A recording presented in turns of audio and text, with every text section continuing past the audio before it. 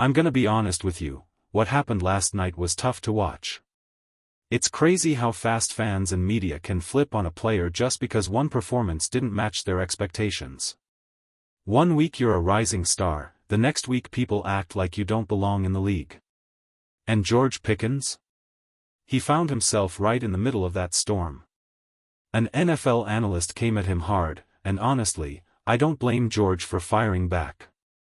But before we dive into all of that, let me make one thing crystal clear: around here, we don't abandon a player the moment something goes wrong. We don't jump ship after one rough night.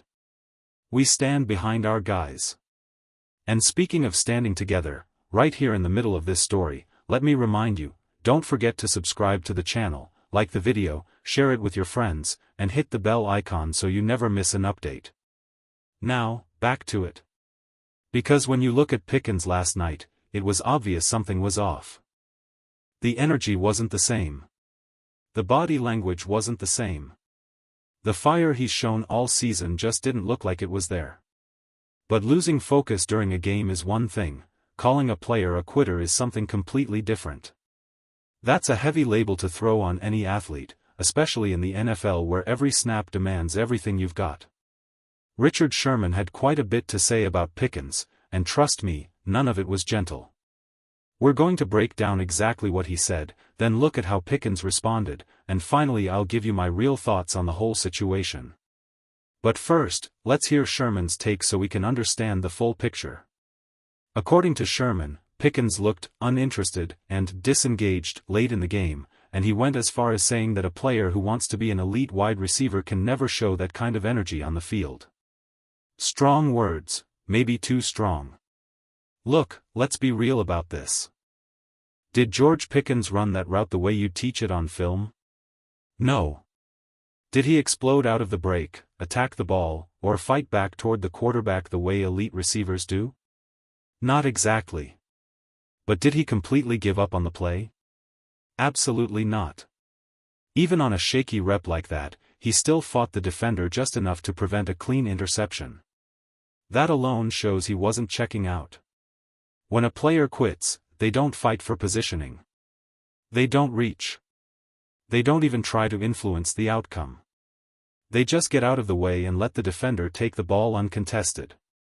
That's not what happened here. Pickens didn't attack it the way you'd want, but he did try to protect his quarterback. That matters. Now, this next play a lot of people are talking about, this wasn't an effort issue either. The defender just made a phenomenal break on the ball.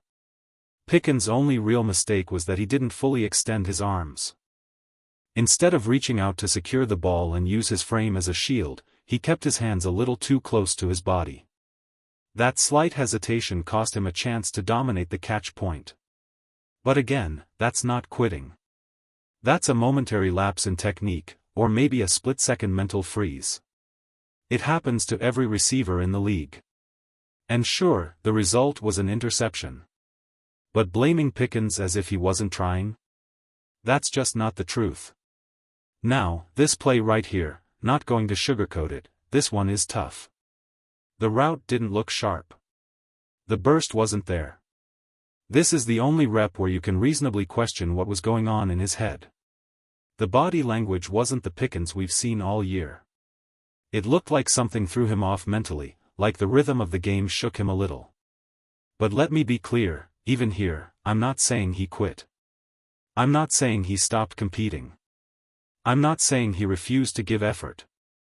What I'm saying is this: for a player who's been locked in all season, this version of George Pickens looked unfamiliar. Something was off. You could feel it. But calling a player a quitter? That's crossing a line. Watching George Pickens last night, you could tell something was off. His focus slipped a little, his energy wasn't the same, and he didn't look like the fiery competitor we've seen all season. Everyone has nights like that, but somehow one off game becomes an open invitation for people to pile on. And that's exactly what happened. Richard Sherman came out swinging, accusing Pickens of quitting and giving up on his team. Those are serious accusations, among the hardest you can throw at any NFL player. To be fair, I was talking over some parts earlier, so let's make the main point clear. Sherman basically said Pickens wasn't giving full effort, wasn't competing, and wasn't locked in. And George Pickens absolutely responded. He posted a message making one thing very clear: football is a team game. No explosive play happens because of one person. It takes the quarterback, the protection, the read, the route, the spacing, the timing, all of it has to work together. And Pickens called out the idea that an analyst, especially a former player, would act like a wide receiver controls everything on every snap. Pickens defended himself passionately, saying that criticizing one player in a complex offensive system doesn't tell the full story. And he made it clear that unless you understand coverages, double teams, and assignments from the inside, you can't pretend you know exactly what's happening on every route. Now here's the part that matters: I don't blame Pickens for standing up for himself. Not one bit. When someone publicly calls you out and paints you as a quitter, one of the worst labels in sports, you have every right to defend your name, your work, and your pride as a competitor. And let's be honest, a lot of people were waiting for a moment like this. They waited for the Cowboys to have a bad game. They waited for Pickens to have a bad night. They waited for any slip-up so they could push a narrative they've been holding onto for weeks. That's the thing about the NFL, some folks hide in the shadows until something goes wrong, then suddenly they have all the answers. What they don't mention is everything that's gone right. They don't mention how the Cowboys' defensive front has been one of the most disruptive units this season. They don't mention how guys like J.D. and Clowney and that entire group have consistently applied pressure and made life difficult for opposing quarterbacks. But the moment one game doesn't go perfectly, here come the hot takes. Pickens didn't quit. He didn't stop caring. He didn't stop competing. He had a rough night, and that happens to every player in this league, even the great ones. What matters is how he responds, and judging by his message, he's not backing down. He's owning his performance while reminding everyone that football is bigger than one snapshot on film. The Cowboys' defense isn't struggling to generate pressure, that hasn't been their issue. The real challenge has been on the back end, where coverage breakdowns have created openings for opposing quarterbacks. And yes, last night the pass rush wasn't as dominant as usual, but there's an important piece people keep overlooking. J.D. and Clowney changed the entire identity of this defense earlier in the season. His presence set off a chain reaction: better pressure, more disruption, stronger energy at the line of scrimmage. When he went out, you could feel the difference immediately. More snaps for replacements, more responsibility on the edge, and less of that consistent force the Cowboys had been leaning on.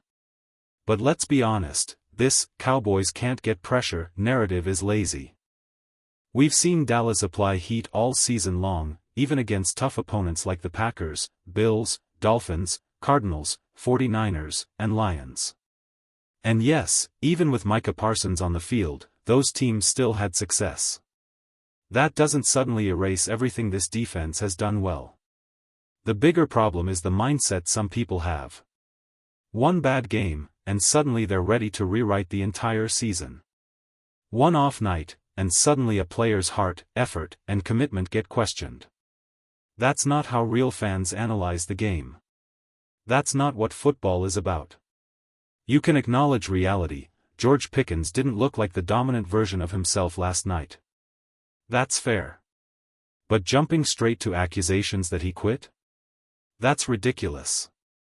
Especially when you consider the context. When CeeDee Lamb went down, defenses shifted their attention to Pickens. He started drawing bracket coverage, extra safety help, and persistent attention that limited his opportunities. That absolutely changes how a receiver approaches his routes. It changes the spacing, the timing, and the role he's asked to play. Does the coaching staff need to address that? Absolutely. Does it mean Pickens gave up? Not even close. And you can understand why Pickens is frustrated. He's a competitor. He wants the ball. He wants to contribute. He wants to help his team win. Any high-level receiver would feel the same way. But here's the reality: he doesn't have to fight these battles alone. Not here in Dallas. Not with this fan base and not with this platform of supporters who actually understand the game. He doesn't need to respond to every comment, or defend himself every time someone tries to twist the narrative. Because the truth is simple, the film tells the real story. Pickens didn't quit. He didn't lose his will. He didn't stop competing. He had one off night, and the Cowboys had one off night as a team. But that doesn't erase anything they've built this season. And it doesn't define who George Pickens is as a player. George Pickens is a competitor, everyone can see that. When someone questions his effort, of course it's going to sting. But what happened out there wasn't quitting, and anyone who actually watches the film knows that.